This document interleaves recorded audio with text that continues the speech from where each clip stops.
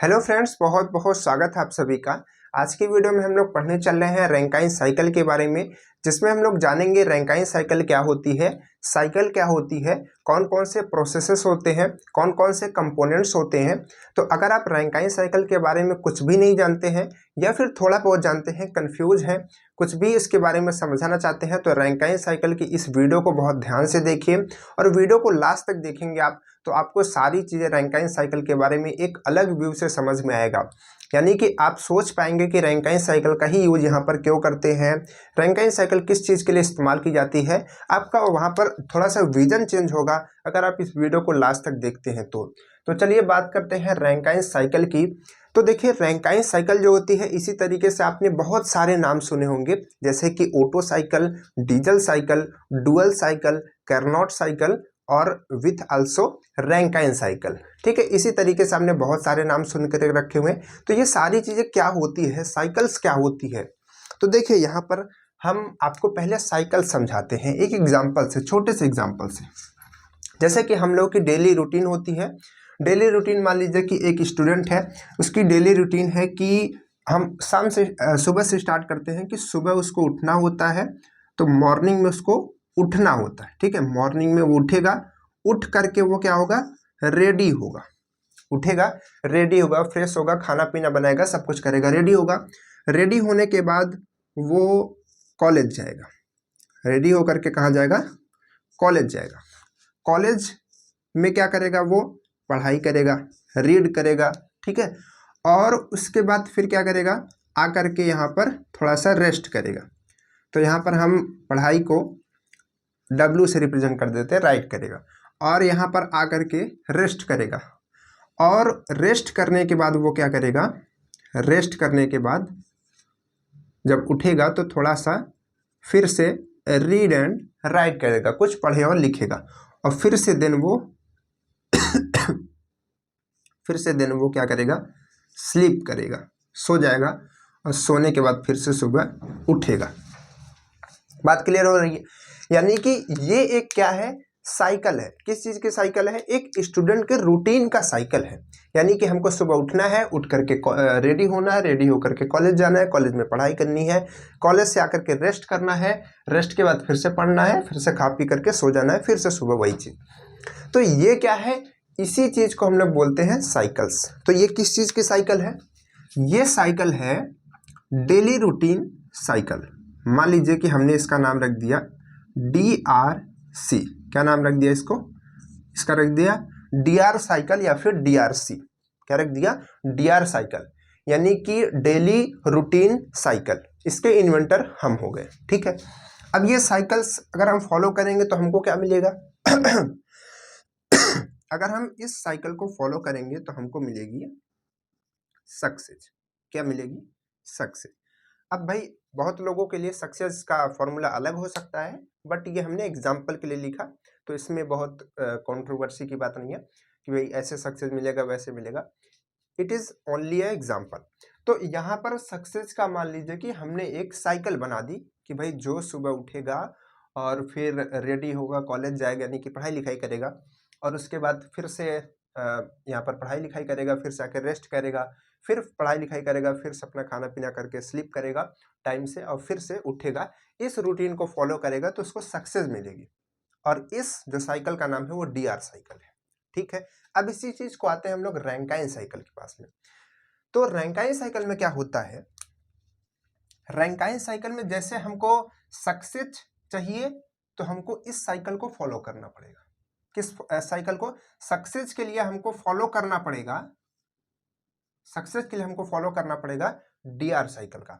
तो उसी तरीके से अगर हमको, क्योंकि यहाँ पर इंजीनियरिंग की बात है, रैंकाइन साइकिल इंजीनियरिंग की साइकिल्स है, तो इसमें क्या होता है, जो रैंकाइन साइकिल होती है इसका मेन पर्पस क्या होता है। जैसे इसका मेन पर्पस सक्सेस है, तो इसका मेन पर्पस होता है कि हीट को मैकेनिकल वर्क में, हीट को क्या हो गया, हीट को मैकेनिकल वर्क में कन्वर्ट करना, मैकेनिकल वर्क में कन्वर्ट करना। यानी कि अगर हम हीट को मैकेनिकल वर्क में कन्वर्ट करना चाहते हैं तो हमको रैंकाइन साइकिल का यूज करना पड़ेगा। जैसे सक्सेस पाना चाहते हैं तो हमारी इन्वेंट डीआर साइकिल का यूज करना पड़ेगा। उसी तरीके से अगर हम हीट को मैकेनिकल वर्क में कन्वर्ट करना चाहते हैं तो हमको क्या करना पड़ेगा, रैंकाइन साइकिल को फॉलो करना पड़ेगा। अब रैंकाइन साइकिल क्या है उसको समझिए, बात क्लियर हो रही है। सक्सेस के लिए डीआर साइकिल, हीट को मैकेनिकल वर्क में कन्वर्ट करने के लिए रैंकाइन साइकिल। तो अब जैसा कि इसमें ढेर सारे कंपोनेंट्स हैं भाई, सुबह उठना, रेडी होना, कॉलेज जाना, पढ़ना, रेस्ट करना, फिर से पढ़ना लिखना और फिर से सोना, अलग अलग कंपोनेंट्स है। तो उसी तरीके से रैंकाइन साइकिल यानी कि जो हीट को मैकेनिकल वर्क में कन्वर्ट करेगी उसके लिए भी तो अलग अलग कंपोनेंट्स चाहिए। हीट जनरेट करने वाला कोई हीटर चाहिए, मैकेनिकल वर्क में कन्वर्ट करने वाला कोई टरबाइन चाहिए, कुछ भी तो चाहिए। तो कैसे इसको कन्वर्ट करेंगे, क्या प्रोसेस होने वाला है, तो यहाँ पर देखिए। तो इसमें 4 मेनली जो है कंपोनेंट्स होते हैं, 4 components. First one is boiler. पहले नंबर पे क्या होता है, बॉयलर होता है। बॉयलर से जैसे कि यहाँ पर जो सक्सेस पाने के लिए ये कौन स्ट्रगल कर रहा है, कौन यहाँ पर इस प्रोसेस को फॉलो कर रहा है, एक स्टूडेंट कर रहा है। तो उसी तरीके से रैंकाइन साइकिल जो है यानी कि जो हीट को मैकेनिकल वर्क में कन्वर्ट करने के लिए इस प्रोसेस को जो फॉलो करता है वो स्टीम करती है। स्टीम यानी कि भाप, ठीक है, वाटर को गर्म करते तो भाप में कन्वर्ट होता है। तो इतना तो क्लियर होगा। तो ये बॉयलर से निकल करके स्टीम कहाँ आती है, टरबाइन के पास में आती है। कहाँ पर आती है, टरबाइन के पास में आती है। और टरबाइन से निकल करके कहाँ जाती है, कंडेंसर में आती है। किस में आती है, कंडेंसर में आती है। और कंडेंसर से निकल करके फिर से ये कहाँ जाती है, एक पंप में जाती है। और पंप के बाद फिर से कहाँ चली जाती है, बॉयलर में। तो देयर आर 4 कंपोनेंट्स, ठीक है, बॉयलर, टरबाइन और यहाँ पर कंडेंसर और फिर पंप, ठीक है, 4 कंपोनेंट्स इसमें होते हैं। और इस प्रोसेस को अगर ये फॉलो करते हैं तो हीट को मैकेनिकल वर्क में कन्वर्ट कर लेंगे। कैसे कर लेंगे, देखिए यहाँ पर ये हीट है, मतलब कि ये बॉयलर है। बॉयलर में हम लोग स्टीम को गर्म करते हैं, यानी कि सॉरी, स्टीम को नहीं, वाटर को गर्म करते हैं। तो यहाँ पर वाटर को गर्म करते हैं तो ये स्टीम में कन्वर्ट हो जाता है। और उस स्टीम को एक पाइप के थ्रू लाते हैं टरबाइन के अंदर। और टरबाइन के अंदर जब वो स्टीम आती है तो एक्सपेंड होती है, मतलब कि वो भागने की कोशिश करती है, फैलने की कोशिश करती है। तो उसमें क्या होता है, उसमें ब्लेड्स इस तरीके से बनाई गई होती है कि वहीं से निकलने की जगह होती है। तो जब वो स्टीम उसी तरफ से घूम करके बाहर निकलने की कोशिश करती है तो पूरी की पूरी टरबाइन को घुमा देती है। और जब टरबाइन को घुमा देती है तो उसी में लगा होता है हमारा एक सैफ्ट। क्या लगा होता है, मोटा सा सैफ्ट, ठीक। अब जब सैफ्ट लगा होता है तो इसमें क्या आ जाता है, एक रोटेशन पावर आ जाती है। और रोटेशन पावर यानी कि मैकेनिकल वर्क, ठीक है। तो अब देखिए यहाँ पर टरबाइन में घुमाई और जो स्टीम बाहर निकलती है, क्योंकि लास्ट पॉइंट में तो टरबाइन से सारी स्टीम बाहर निकलेगी, तो यहाँ से स्टीम बाहर निकलती है। तो अगर हम उसको बाहर छोड़ देंगे तो वेस्ट हो जाएगा। तो उसको हम लगाते हैं कंडेंसर। कंडेंसर क्या करता है, स्टीम को फिर से कन्वर्ट कर देता है वाटर में। अब वो वाटर थोड़ा ठंडा नहीं रहता, गर्म रहता है, बट वाटर में कन्वर्ट हो जाता है। तो यहाँ से ये वाटर में कन्वर्ट हो गया। अब वाटर में कन्वर्ट हो जाएगा तो उसका कुछ रीज़न भी है वाटर में कन्वर्ट करने का। रीज़न ये है कि पंप जो है उसको कम वर्क करना पड़ेगा। और जो पंप है वो वाटर को जल्दी से सक्शन करके ऊपर जो हमारा बॉयलर उसमें डिस्चार्ज कर सकती है, उसमें भेज सकती है। लेकिन स्टीम को उसको सक्शन करने में, डिस्चार्ज करने में प्रॉब्लम होगी, खराब हो जाएगी। तो इस वजह से कंडेंसर लगाना पड़ता है हमको, ठीक है। तो कंडेंसर में क्या करेगा, उस स्टीम को हम लोग फिर से लिक्विड फॉर्म में कन्वर्ट कर लेंगे, फिर से उसको पंप से बॉयलर पहुंचाएंगे। और बॉयलर में फिर से जाकर के क्या होगा, फिर से स्टीम बनेगी और फिर से टरबाइन के पास आएगी और फिर से टरबाइन को घुमाएगी। तो इस तरीके से ये जो सारा प्रोसेस है ये हमेशा चलता रहता है। तो इसी प्रोसेस को हम लोग क्या कहते हैं, इसी प्रोसेस को हम लोग, ये तो हमारा हो गया ऑब्जेक्टिव जो हमको पाना था, ठीक है। ऑब्जेक्टिव हमारा क्या था, हीट से मैकेनिकल वर्क कन्वर्ट करना। और जैसे कि इस साइकिल का ऑब्जेक्टिव था सक्सेस पाना, डीआर साइकिल का। तो हीट से मैकेनिकल वर्क का ये तो ऑब्जेक्टिव हो गया इस साइकिल का। तो ये कौन सी साइकिल होगी, ये साइकिल होगी रैंकाइन साइकिल। बात क्लियर हो पा रही है, सेम जैसे कि ये वैसे ही है। तो अब हमने इसमें ये देख लिया कि इसमें किस तरीके से प्रोसेस होते हैं, कौन कौन से कंपोनेंट्स होते हैं। आप इस चीज़ को क्लियर भी कर चुके होंगे, इससे रिलेट करके याद भी रख पाएंगे। अगर आपका कोई फ्रेंड्स पूछता है तो हम ये ऐसा करते हैं कि आप उसको समझा भी पाएंगे बहुत अच्छे तरीके से।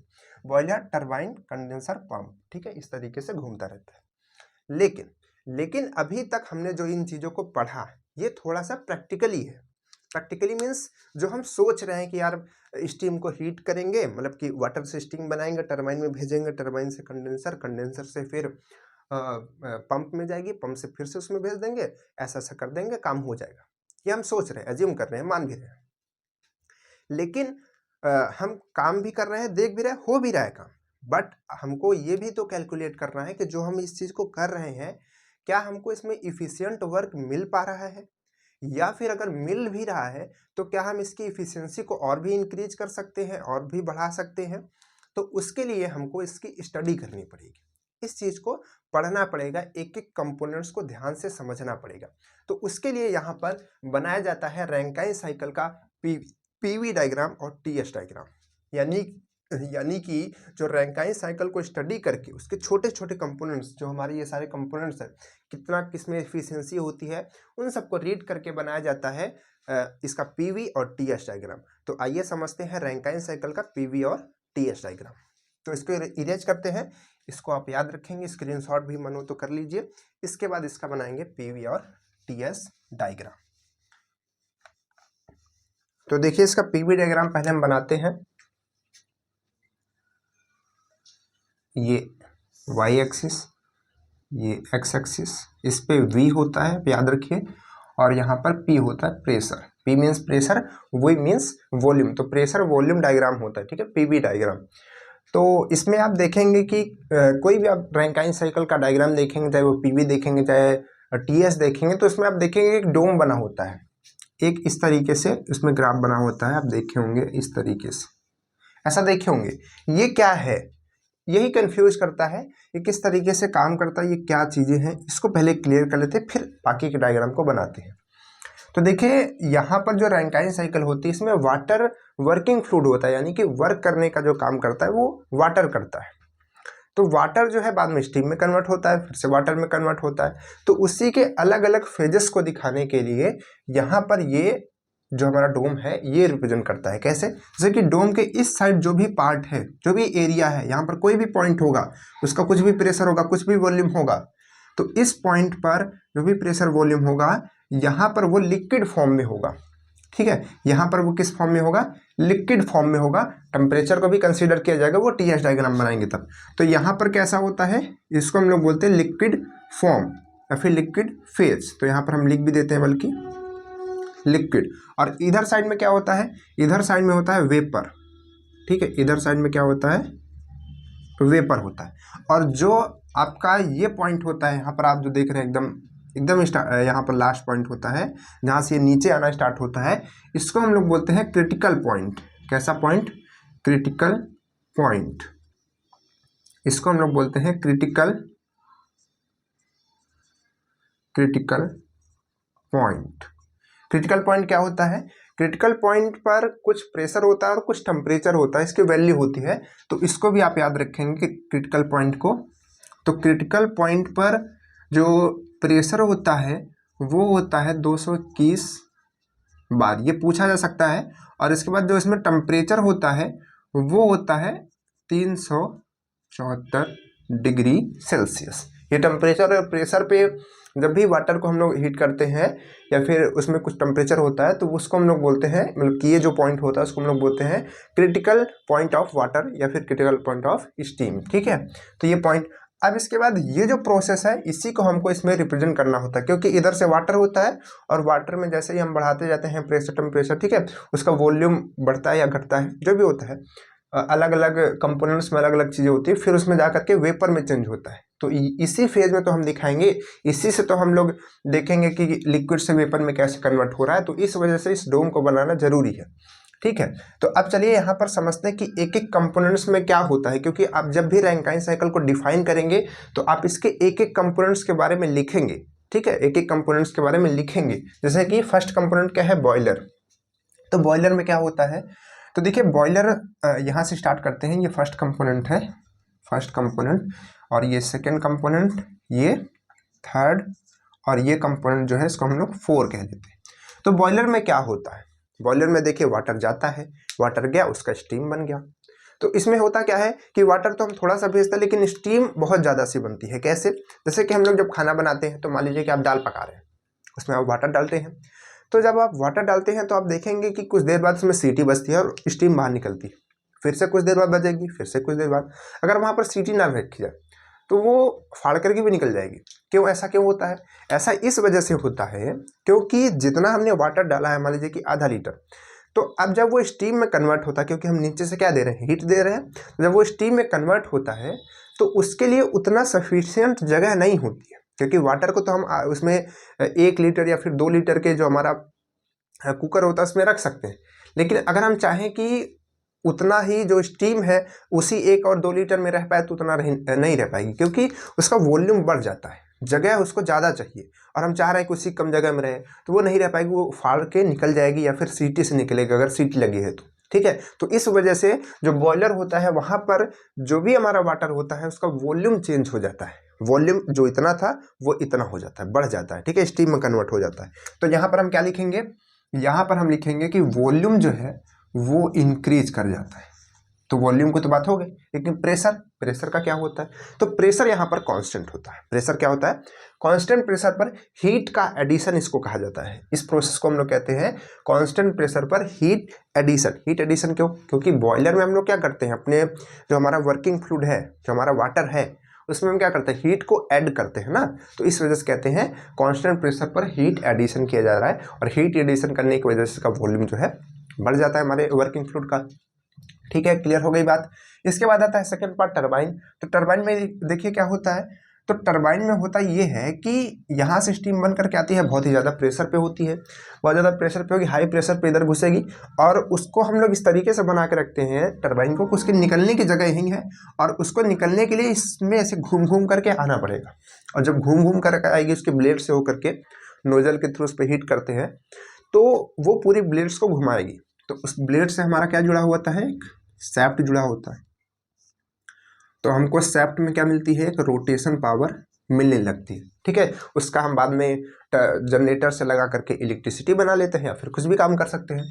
तो यहाँ पर जो प्रेशर था बहुत हाई प्रेशर था, लेकिन जब ये लास्ट में स्टीम बाहर निकलती है तो इसका जो प्रेशर है वो बहुत ही कम हो जाता है, और उसी की वजह से तो घुमाती है ज़्यादा, सारा जो प्रेशर था वो तो घुमाने में ख़त्म हो गया।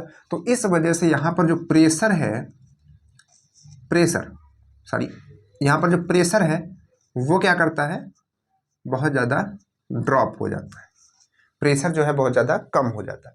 अब अगर बात करें वॉल्यूम की, तो वॉल्यूम में क्या होता है यहाँ पर, तो वॉल्यूम में यहाँ पर थोड़ा बहुत चेंजेस होता है। कैसे?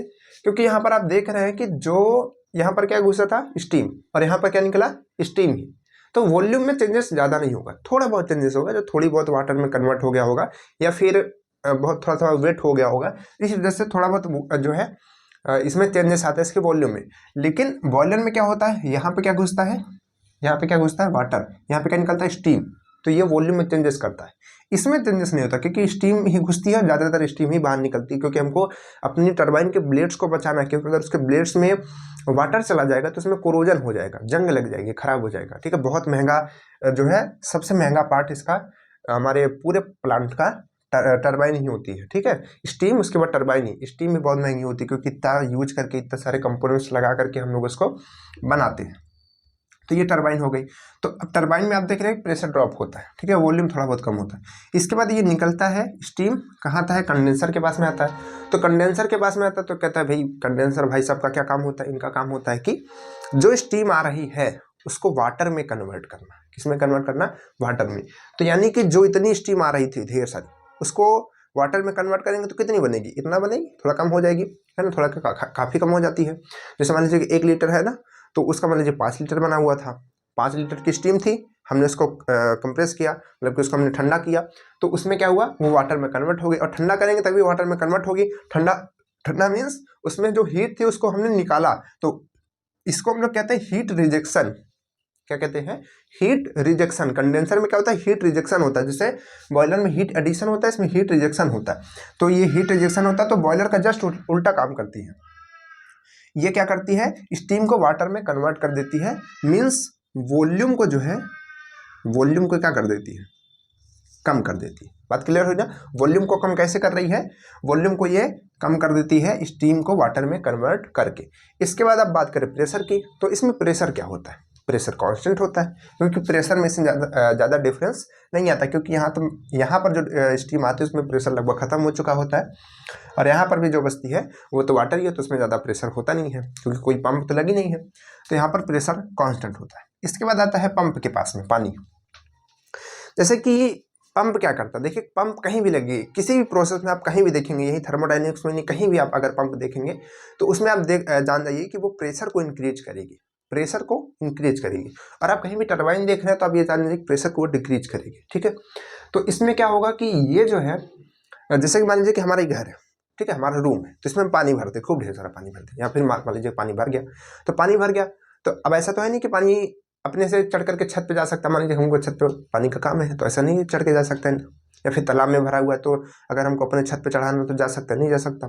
तो उसके लिए क्या करना पड़ता है, हमको एक पंप लगानी पड़ती है। तो पंप का जो सक्शन है उसको हम तालाब में डालते हैं, तो वहाँ से वो सक्शन करती है, बाकी जो डिस्चार्ज होता है वो बहुत, मान लीजिए हम लंबी सी पाइप लगा दिए तो हमारे खेतों में चला गया या फिर हमारे छत पे चढ़ गया, तो वहाँ पर पंप क्या करती है, उस चीज़ का प्रेशर बढ़ा देती है, जो हमारा वाटर है उसका प्रेशर बढ़ा देती है ताकि वो आगे तक जा पाए।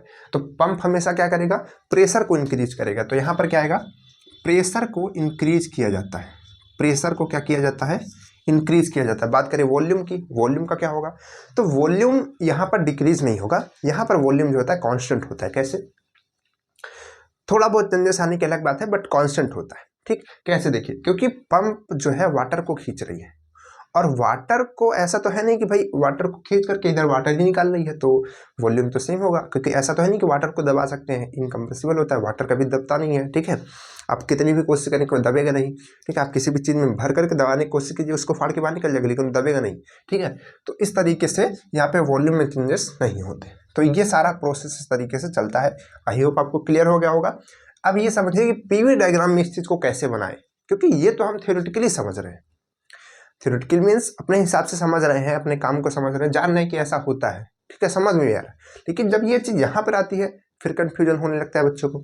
तो इसमें भी कन्फ्यूजन ना हो इसके लिए हम इन दोनों को रिलेट करके पढ़ाएंगे। कैसे, जैसे कि मान लीजिए हमने देखा कि यहाँ पर इस पॉइंट से स्टार्ट करते हैं पंप से। तो पंप में क्या होता है, पंप से बॉयलर जब जाता है तो यहाँ से यानी कि 4 से जब 1 जाता है तो प्रेशर इंक्रीज होता है। तो यहाँ पर जो पॉइंट होता है, यही पॉइंट से हम लोग इस चीज़ को स्टार्ट करते हैं बनाना। ये पॉइंट होता है 4 पॉइंट, यानी कि जब वाटर है पंप के पास में आता है, ठीक है, पंप के पास में आया, तो पंप के पास में आएगा तो अब क्या होगा, ये जो है ये इसका जो प्रेशर है वो बढ़ना स्टार्ट होगा, इसका जो प्रेशर है वो बढ़ना स्टार्ट होगा, इस तरीके से प्रेशर बढ़ेगा। देखिए ध्यान से, इसका जो प्रेशर है वो बढ़ता जा रहा है, बढ़ता जा रहा है, बढ़ता जा रहा है, यहाँ तक पहुँचा। अब वॉल्यूम क्या है, लगभग कांस्टेंट। तो यहाँ से लेकर के यहाँ तक जो है, इसको हम हटा दे रहे हैं, थोड़ा सा लिक्विड फेस है, इसको हम ऊपर लिख दे रहे हैं, ठीक है, लिक्विड। तो यहाँ से लेकर के यहाँ तक आया, मीन्स कि ये अभी वाटर फेज में है, लिक्विड फेज में ही है। 1 से लेकर के 4 क्या होता है, लिक्विड फेज में ही तो होता है, सॉरी 4 से लेकर के 1 जो होता है लिक्विड फेज में ही तो होता है, यहाँ से लेकर के लिक्विड फेज में ये जाता है। इसके बाद क्या होता है, यानी कि देखिए यहाँ पर आप देख रहे हैं प्रेशर बहुत ज़्यादा बढ़ रहा है, लेकिन वॉल्यूम में कुछ चेंजेस नहीं हो रहा है। तो ये क्या हो गया, 4 से 1। तो ये जो काम हुआ ये किसका हुआ, पंप का हुआ, ठीक। इसके बाद किसका आता है, बॉयलर का। बॉयलर का क्या काम होता है, बॉयलर का काम होता है कि वॉल्यूम को बढ़ाना। किसको बढ़ाना, वॉल्यूम को बढ़ाना, और प्रेशर को क्या रखना, कांस्टेंट रखना, मतलब उसमें प्रेशर कांस्टेंट रहता ही है, उसको रखता होता नहीं है, वो रहता ही है।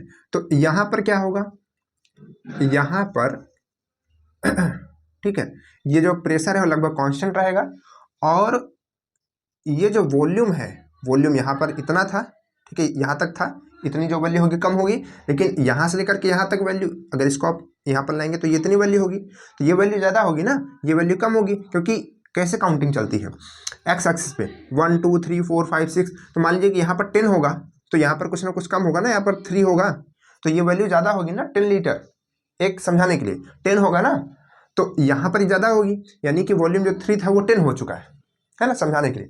तो ये वॉल्यू बढ़ चुकी है, और जो प्रेशर जो है कांस्टेंट है। तो ये जो हमारा टर्म हो जाएगा, जो ये पार्ट हो जाएगा, ये किसका हो जाएगा, बॉयलर का हो जाएगा। तो ये कहाँ से कहाँ तक हुआ, 1 से लेकर के 2 तक, टू मीन्स अब एकदम यहाँ पर पहुँचने वाला है, टरबाइन के अंदर घुसने वाला है। तो टरबाइन के अंदर जब कोई चीज़ घुसती है तो हमने बताया कि यहाँ पर क्या होता है, प्रेशर बहुत तेज़ी से ड्रॉप होता है, प्रेशर बहुत तेज़ी से कम होता है और वॉल्यूम भी थोड़ा बहुत कम होता है। ठीक है, वॉल्यूम में भी चेंजेस होते हैं। तो इसके लिए जो ग्राफ बनता है वो किस तरीके से बनता है, वो बनता है ऐसा। ठीक है, वो बनता है कुछ इस तरीके से, यहाँ समझिए ऐसा बनता है, ये इस तरीके से ऐसा बनेगा। तो यहाँ पर क्या होगा, तो 2 से लेकर के ये पॉइंट क्या है, ये पॉइंट आपको पहुँचेगा 3 पॉइंट। तो इसको हम थोड़ा सा इरेज करके यहाँ पर 3 लिखना चाहेंगे। ठीक है, 3 पॉइंट, कौन सा पॉइंट, ये वाला पॉइंट, ये पॉइंट क्या है, 3 पॉइंट है, याद रखिए। ठीक, आप उसमें मत ले लीजिएगा कि वो कहाँ से बीच में 3 आ गया। तो ये 3 पॉइंट है। तो इसमें क्या होता है, प्रेशर देखिए इतना था, प्रेशर एकदम नीचे आ चुका है, यहाँ पर प्रेशर आ चुका है, प्रेशर एकदम स्टार्टिंग पे आ चुका है, जितना वाटर में लगभग था स्टार्टिंग में, तो यहाँ पर प्रेशर आ चुका है। तो प्रेशर जो हाई था वो प्रेशर क्या हो गया, ड्रॉप कर गया, तो प्रेशर यहाँ पर पहुँच गया। अब इसके बाद आप देखेंगे तो इसके बाद ये टरबाइन का हो गया। इसके बाद आता है कंडेंसर का काम लास्ट। तो इसमें क्या होता है, इसमें हमने आपको बताया कि हीट का रिजेक्शन होता है, हीट बाहर निकलती है और हीट बाहर निकलेगी तो हमने बताया कि वॉल्यूम कम हो जाएगा। तो वॉल्यूम जो इतना हाई था वो वॉल्यूम क्या हो जाता है, कम हो जाता है, वो वॉल्यूम क्या हो जाता है, यहाँ पर कम हो जाता है। और यहाँ पर आप देख रहे हैं कि ये 3 से ये 4 पॉइंट हो गया, तो 3 से लेकर के 4 पॉइंट पे क्या होता है, वॉल्यूम कम होता जाता है। तो इस तरीके से ये जो पूरा प्रोसेस है ये आप पीवी डायग्राम में देख करके भी आप समझ सकते हैं। कैसे, आप देख रहे हैं ये प्रेशर इंक्रीज कर रहा है, मतलब ये क्या है, पंप है। ये यहाँ पर देख रहे हैं लगभग कांस्टेंट प्रेशर है और वॉल्यूम बढ़ रहा है, तो ये क्या है, बॉयलर है। यहाँ पर आप देख रहे हैं ये जो है ये किसका, टरबाइन का। तो इसमें जो है प्रेशर भी थोड़ा बहुत चेंजेस हो रहा है और वॉल्यूम भी चेंजेस हो रहा है। तो ये क्या है, ये आपका टरबाइन है। और यहाँ पर आप देख रहे हैं कि लगभग प्रेशर फिर से कांस्टेंट है और हीट का रिजेक्शन होगा यहाँ पर, और वॉल्यूम क्या हो रहा है, कम हो रहा है। तो इस चीज़ को हम लोग फिर से क्या बोलते हैं, इस चीज़ को हम लोग फिर से बोलते हैं कंडेंसर। तो आई होप आप इसके सारे प्रोसेसेस को जो यहाँ पर पीवी डायग्राम होता है उसको क्लियर कर पा रहे होंगे। क्रिटिकल पॉइंट हो गया, वेपर हो गया, लिक्विड हो गया, सारा कुछ। ठीक है, तो इस तरीके से आप इसको समझ पा रहे होंगे। अब अगर हम बात करें इसके टीएस डायग्राम के, तो वो भी आपको क्लियर हो जाएगा। तो चलिए यहाँ पर बनाते हैं टीएस डायग्राम इसका। ठीक, थोड़ा सा इस चीज़ को इस तरीके से बनाएंगे क्योंकि इधर जगह नहीं। तो ये टी हो गया और ये S, T means temperature, S means entropy. तो इसका जो डायग्राम बनेगा वो किस तरीके से बनेगा, तो इसमें भी ये डोम दिखेगा आपको। ठीक, इसमें भी ये डोम दिखेगा आपको, क्योंकि कंपैरिजन के लिए हर जगह होता है। ठीक है, ये भी आप इसे बना लीजिए, एक सेकेंड। ठीक है, ऐसे बना लीजिए। तो ये डोम हो गया। एक्चुअली में आप ऐसा तो है नहीं कि हाथ से कोई एकदम कलाकार है एकदम सेम एग्जैक्ट बन जाएगा, तो थोड़ा बहुत इधर उधर हो जाता है, तो आप उसको समझ लीजिए। तो इसमें क्या होता है कि आप बॉयलर से इस चीज़ को समझिए, यहाँ से समझिए स्टार्टिंग से। तो इस पॉइंट पे क्या होता है, और यहाँ से यहाँ तक आपने देखा कि ये पॉइंट जो होता है 1 से 2 होता है, 1 से जो होता है 2 होता है। ठीक, 1 से 2 होता है। इसमें एंट्रोपी जो है यहाँ से लेकर के यहाँ तक इंक्रीज होती है। एंट्रोपी का मतलब क्या होता है, एंट्रोपी का मतलब होता है कि किसी भी चीज़ में कितना डिसबैलेंस है, कितना भाग दौड़ है। ऐसा समझ लीजिए जैसे वाटर शांति से रखा हुआ है, कोई दिक्कत नहीं, लेकिन हमने उसको हीट कर दिया, हीट कर देंगे तो क्या होगा, इसके पार्टिकल भागने लगेंगे, तो इसकी एंट्रोपी क्या हो जाएगी, बढ़ जाएगी। तो अगर हम बॉयलर में क्या करते हैं, ये चीज़ तो करते हैं, हम वाटर को देते हैं, उसको स्टीम में कन्वर्ट कर देते हैं, इतना ज़्यादा उसमें एंट्रोपी क्रिएट कर देते हैं, उसके पार्टिकल हमेशा भागते रहते हैं। जब टरबाइन के पास आते हैं तो टरबाइन को घुमा देते हैं। तो इस चीज़ को हम लोग कहते हैं एंट्रोपी का इंक्रीज होना। तो यहाँ पर बॉयलर में क्या होता है, 1 से 2 जो हमारी एंट्रोपी यहाँ पर इतनी कम थी, वो एंट्रोपी यहाँ से लेकर इस पॉइंट पर यानी कि यहाँ तक पहुँच जाती है। ठीक है, तो एंट्रोपी बढ़ जाती है। इसके बाद क्या आता है टरबाइन। तो टरबाइन में एंट्रोपी एकदम कांस्टेंट रहती है। ठीक है, उसमें कोई चेंजेस नहीं आते हैं। तो ये जो ग्राफ है इस तरीके से बनता है यहाँ पर इस पॉइंट पे। तो ये क्या है, ये 3 पॉइंट है। ठीक, इसके बाद आता है पॉइंट नंबर मतलब कि 3 के बाद 3 से 4, ये किसका है, कंडेंसर का है।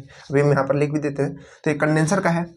तो कंडेंसर में क्या होता है, यहाँ पर जो एंट्रोपी है वो बहुत तेज़ी से घटती है। क्यों घटती है, क्योंकि जो बहुत ज़्यादा जैसे हमारी स्टीम है उसमें बहुत ज़्यादा पार्टिकल जो है भाग रहे, इधर उधर भाग रहे। अगर आपके हाथ में आ जाए तो आपका हाथ जला सकते हैं, लेकिन कंडेंसर में उसको ठंडा कर दिए, आराम से एकदम शांति से पानी आ गया, मतलब पानी बन गया, आराम से बैठा हुआ है, कोई ना इधर भाग रहा है ना उधर भाग रहा है, कुछ भी नहीं कर रहा, शांति आ गई उसमें। तो शांति आ गई, उसमें डिसबैलेंस कम हो गया, तो उसको हम लोग कहेंगे कि एंट्रोपी कम हो गई। तो एंट्रोपी यहाँ पर कम हो जाती है इस तरीके से। अब इसके बाद आप देखेंगे तो यहाँ पर क्या था, पंप। देखिए पंप में क्या होता है, यहाँ पर तो आप कंडेंसर का समझ गए। तो पंप में यहाँ पर हमने बताया कि प्रेशर बढ़ता है, तो इस चीज़ में आप देख रहे हैं प्रेशर बढ़ रहा है। तो यहाँ पर क्या होता है, ये पंप का जो वर्क होता है, ये जो हमारा टीएस डायग्राम होता है उसमें ये छोटा सा ये होता है, इतना जो होता है ये पंप का काम होता है, ठीक है। और बाकी इधर ये जो होता है इस तरीके से यहाँ पर कनेक्टेड होता है, ये हीटर्स होता है। यानी कि जो हमारा वर्क होता है वो वर्क इन हम लोग कहाँ पे करते हैं, वर्क जो है हम लोग कहाँ पे देते हैं, इस छोटे से पॉइंट पे देते हैं। ये हमारा पंप का होता है। यहाँ पे एरो आप बना दीजिए अगर आप समझना चाह रहे हैं तो, ऐसे करके, ठीक। तो ये होता है और इसके बाद ये हमारा टरबाइन होता है। तो यहाँ से हमको वर्क क्या मिलता है, वर्क हमको आउटपुट में मिलता है। तो यहाँ पर हम क्या लिखेंगे, वर्क आउट लिखेंगे। और ये जो हमारा है पूरा बॉयलर का सेक्शन है, ये भी हीटर है और ये बॉयलर का है। तो इधर हमको हीट देना पड़ता है। तो यहाँ पर हम लोग क्या लिखते हैं कि हीट को, यानी क्यू को हम लोग हीट के लिए डिनोट करते हैं। तो क्यू इन हो जाएगा। और उसी तरीके से कंडेंसर में क्या होता है, हीट जो है वो रिजेक्ट की जाती है, बाहर निकाली जाती है। तो इसके लिए क्या हो जाएगा, क्यू आउट हो जाएगा, ठीक है। तो इस तरीके से आप समझ गए होंगे। ये पॉइंट कौन सा पॉइंट होगा, ये पॉइंट 4 नंबर पॉइंट होगा, ठीक। 4 नंबर पॉइंट होगा। 3 से 4 क्या होगा, कंडेंसर। 4 से लेकर के यहाँ तक ये जो पॉइंट्स है ये पंप का है। और पंप यहाँ पर 1 नहीं रहेगा, ये 1 यहाँ पर रहेगा, एक्चुअली में यहाँ पे रहेगा, ठीक है, क्योंकि ये पूरा बॉयलर का है, ठीक है, यहाँ से स्टार्टिंग से। तो इस तरीके से ये पूरा बनता है। 1 से 2 ये पूरा बॉयलर का हो गया। तो हीट हम लोग देते हैं बॉयलर से या फिर हीटर से। इसके बाद हमारा टरबाइन का है, वर्क आउटपुट मिलता है। और ये जो पार्ट है ये कंडेंसर का पार्ट है, यहाँ से हमको हीट रिजेक्ट होती है, बाहर निकलती है। और उसके बाद ये पंप का है, फिर उसके बाद ये उधर हीटर और हमारे बॉयलर का। तो इस तरीके से इसका टीएस डायग्राम बनता है। और ये जो आप देख रहे हैं इसका पीवी डायग्राम है। तो पीवी डायग्राम में आप प्रोसेस तो लिखे ही नहीं है, तो प्रोसेस को भी लिख लीजिए। तो देखिए यहाँ पर 1 से जो 2 प्रोसेस होता है इसको हम लोग बोलते हैं कांस्टेंट प्रेशर पे, तो है तो इसको हम लोग बोलते हैं कांस्टेंट प्रेशर पे हीट एडिशन। तो इसको हम लोग बोलेंगे हीट एडिशन। क्या बोलेंगे, हीट एडिशन। और यहाँ पर क्या होता है, यहाँ पर जस्ट उसके उल्टा हीट का रिजेक्शन होता है। तो हीट का रिजेक्शन लिखेंगे। और ये जो प्रोसेस होता है ये कैसा प्रोसेस होता है, ये आइसेंट्रोपिक प्रोसेस होता है। तो इसमें क्या होता है, आइसेंट्रोपिक एक्सपेंशन होता है, क्योंकि स्टीम का वहाँ पर जाकर के एक्सपेंड होती है। तो इस प्रोसेस को हम लोग लिखते हैं, इस प्रोसेस को हम लोग लिखते हैं आइसेंट्रोपिक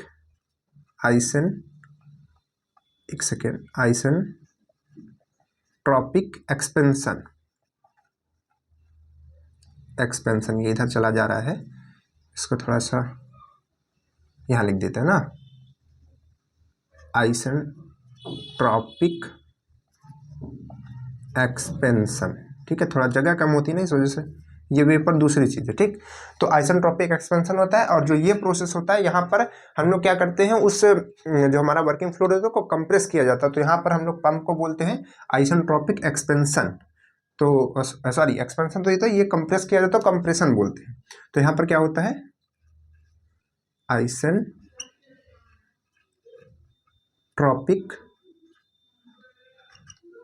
कंप्रेशन,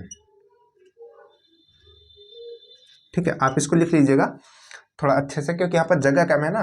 तो यहाँ से 4 से लेकर के 1 तक जो है ये आइसेंट्रोपिक क्या होता है, कंप्रेशन होता है। यानी कि हमारे वर्किंग फ्लूइड को कंप्रेस करके बॉयलर तक पहुँचाया जाता है। तो इस तरीके से के चारों प्रोसेस से हो गए। आप अपने टीएस और पीवी डायग्राम को अच्छे से समझा। और बाकी के जो भी साइकिल्स है इनके बारे में आप लिख लीजिएगा। और यहाँ पर आपको बता दें कि अपने आप कॉपी में किस तरीके से लिखेंगे। जब भी आपको एग्जाम में पूछा जाएगा कि रैंकाइन साइकिल के बारे में बताइए, तो आप सबसे पहले लिखिए रैंकाइन साइकिल एक थर्मोडायनेमिक साइकिल होती है और इसका काम होता है कि हीट को मैकेनिकल वर्क में कन्वर्ट करना, जैसे कि अभी हमने आपको पीछे बताया। और उसके बाद आप इस प्रोसेस को पूरा बनाएंगे। ये जो प्रोसेस है बॉयलर टरबाइन, इसको बनाएंगे और बॉयलर का काम लिखेंगे, फिर टरबाइन का लिखेंगे, फिर कंडेंसर का लिखेंगे, फिर पंप का काम लिखेंगे। किसमें प्रेशर बढ़ता है, किसमें वॉल्यूम बढ़ता है, किसमें क्या होता है, आप उन चीज़ों को लिखेंगे। देन उसके बाद आप उसका पीवी डायग्राम बनाएंगे। पीवी डायग्राम बना करके आप इन चीज़ों को बनाएंगे और इसमें इस सारे प्रोसेस को बना करके दिखा देंगे 1 से 2, है ना, 1 से 2, 2 से 3, 3 से 4, इस तरीके से। और उसके बाद आप इसका टीएस डायग्राम बनाएंगे। टीएस डायग्राम बना करके आप इसको दिखा देंगे, क्रिटिकल पॉइंट दिखा देंगे, इन चीज़ों को दिखा देंगे। तो आपका रैंकाइन साइकिल जो होगा लगभग डिफाइन हो जाएगा। तो इस तरीके से आप रैंकाइन साइकिल के बारे में बहुत कुछ जान चुके हैं। अब इसके बाद रैंकाइन साइकिल में हम लोग इसको मॉडिफाई भी करते हैं, यानी कि जो अभी के बॉयलर्स वगैरह हैं, जो अभी के पावर प्लांट्स हैं, उसमें हम इन चीज़ों को चेंजेस भी करते हैं। जैसे कि थोड़ा सा हम आपको बता ही देते हैं, वैसे तो है ये नेक्स्ट वीडियो का टॉपिक, बट थोड़ा सा बताते हैं। तो यहाँ पर क्या होता है, ये हमारा क्रिटिकल पॉइंट होता है, ठीक है। आप इसको स्क्रीनशॉट पहले कर लीजिए, फिर उसके बाद बताते हैं। तो ये जो होता है क्रिटिकल पॉइंट होता है। तो हम क्या करते हैं, स्टीम को यहीं से जैसे हीट करना स्टार्ट कर देते हैं। ये तो हमारा पंप का होगा, इसके बाद इसको हीट करेंगे इस तरीके से और यहाँ बॉयलर में जाएगा। तो यहाँ से ये जो क्रिटिकल पॉइंट है इसके भी ऊपर चला जाता है, जैसे यहाँ पर नीचे पे है तो इसके भी ऊपर जाता है। फिर इसको सुपर हीटेड में भेजते हैं, तो ये कुछ इस तरीके से बनता है। फिर वो टरबाइन में आता है, फिर से रीहीट के लिए भेजते हैं, तो इस तरीके से फिर ऐसे करके तब जाके हमको इतना वर्क मिलता है। तो ये ज़्यादा वर्क मिलता है। तो इस तरीके से भी आपने ग्राफ वगैरह देखे होंगे। तो ये सब नेक्स्ट वीडियो का टॉपिक है, उसमें आपको समझाएंगे किस तरीके से इसको मॉडिफाई करके इसकी इफिशियंसी को बढ़ाते हैं, किस तरीके से इसमें और चीज़ें करते हैं, ठीक है। तो चलिए फिर मिलते हैं नेक्स्ट वीडियो में, तब तक के लिए बाय बाय।